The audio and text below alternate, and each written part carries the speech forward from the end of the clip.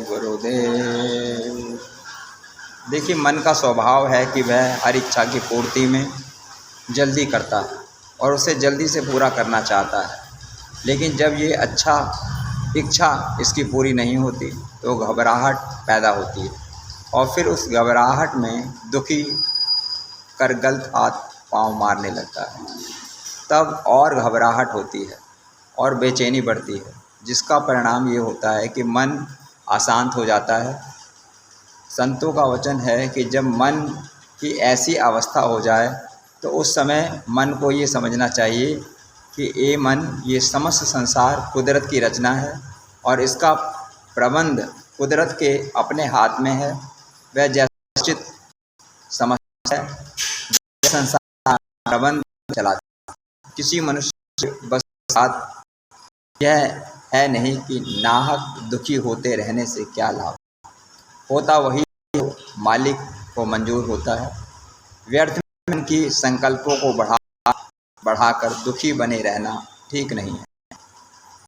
जो प्राणी मालिक की मौज को मानता है उस पर मालिक की प्रसन्नता उतरती है, लेकिन जो उसकी मौज को नहीं मानता वह कुदरत की अदालत में दंड का भागी बनता है।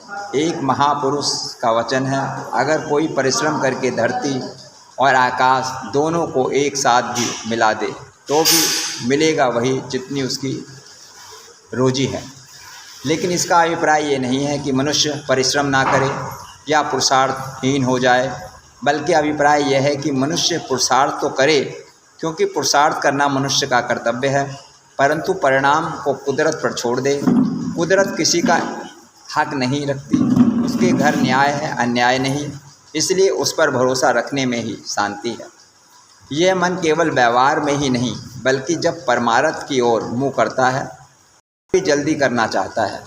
जब भजन पर बैठता है, यदि उसमें रस मिल गया तो ठीक, अगर कभी नहीं लगी और रस नहीं तो फिर भी घबराने लगता है। उस घबराहट में संशय करता है।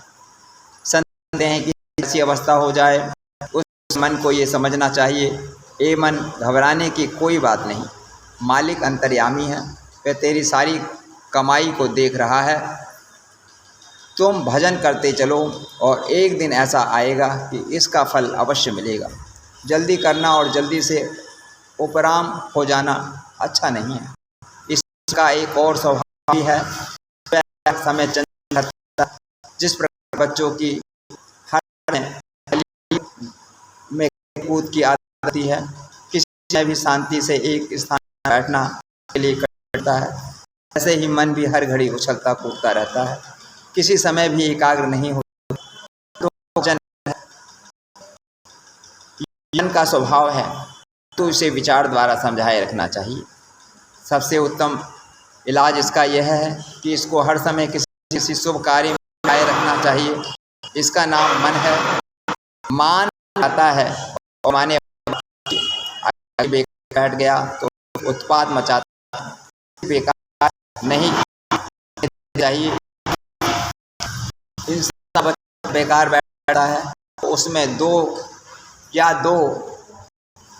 वह चोट जाता है, बीमार हो जाता है। इसलिए संतों का उपदेश है कि मन को हर समय परमार्थ के कामों में लगाए रखना चाहिए, वरना ये तो भूत है जो हर घड़ी मुंह खोले हुए खाने को तैयार है। जो एक बार इसके संकल्प चक्कर में पड़ गया उसका छूटना सहज नहीं। संतों का